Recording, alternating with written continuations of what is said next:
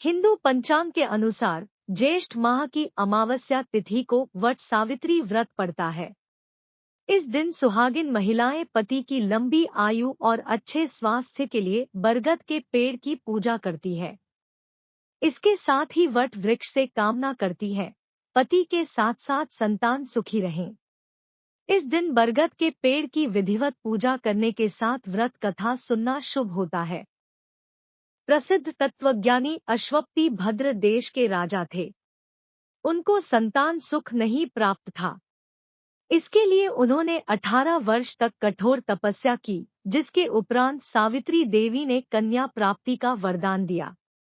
इस वजह से जन्म लेने के बाद कन्या का नाम सावित्री रखा गया। कन्या बड़ी होकर बहुत ही रूपवान हुई। योग्य वर न मिलने की वजह से राजा दुखी रहते थे। राजा ने कन्या को खुद वर खोजने के लिए भेजा। जंगल में उसकी मुलाकात सत्यवान से हुई। द्युमत्सेन के पुत्र सत्यवान को पति रूप में स्वीकार कर लिया। इस घटना की जानकारी के बाद ऋषि नारद जी ने अश्वपति से सत्यवान की अल्प आयु के बारे में बताया।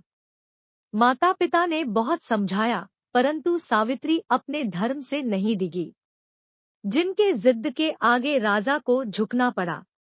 सावित्री और सत्यवान का विवाह हो गया। सत्यवान बड़े गुणवान, धर्मात्मा और बलवान थे।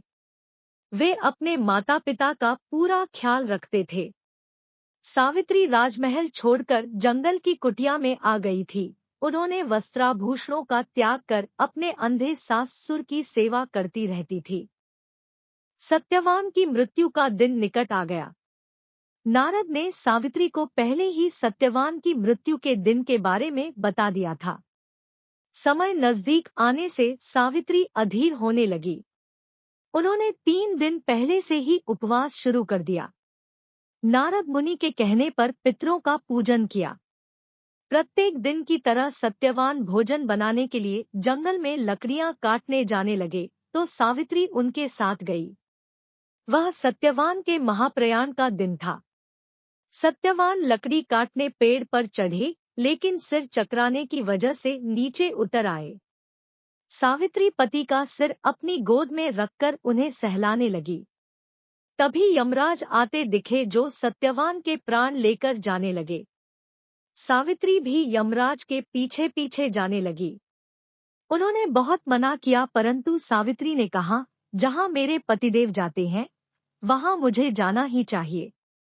बार बार मना करने के बाद भी सावित्री पीछे पीछे चलती रही। सावित्री की निष्ठा और पति परायणता को देखकर यम ने एक एक करके वरदान में सावित्री के अंधे सास ससुर को आंखें दी, उसका खोया हुआ राज्य दिया और सावित्री को देखने के लिए कहा। वह लौटे कैसे? सावित्री के प्राण तो यमराज लिए जा रहे थे। यमराज ने फिर कहा कि सत्यवान को छोड़कर चाहे जो मांगना चाहे मांग सकती हो। इस पर सावित्री ने 100 संतानों और सौभाग्यवती का वरदान मांगा। यम ने बिना विचारे प्रसन्न होकर तथास्तु बोल दिया। वचनबद्ध यमराज आगे बढ़ने लगे। सावित्री ने कहा कि प्रभु, मैं एक पतिव्रता पत्नी हूँ और आपने मुझे पुत्रवती होने का आशीर्वाद दिया है। यह सुनकर यमराज को सत्यवान के प्राण छोड़ने पड़े। सावित्री उसी वट वृक्ष के पास आ गई, जहां उसके पति का मृत शरीर पड़ा था। सत्यवान जीवित हो गए, माता पिता को दिव्य ज्योति प्राप्त हो गई और उनका राज्य भी वापस मिल गया। इस प्रकार सावित्री सत्यवान चिरकाल तक राज्य सुख भोगते रहे। आता पतिव्रता सावित्री की तरह ही अपने सास ससुर का उचित पूजन करने के साथ ही अन्य विधियों को प्रारंभ करें।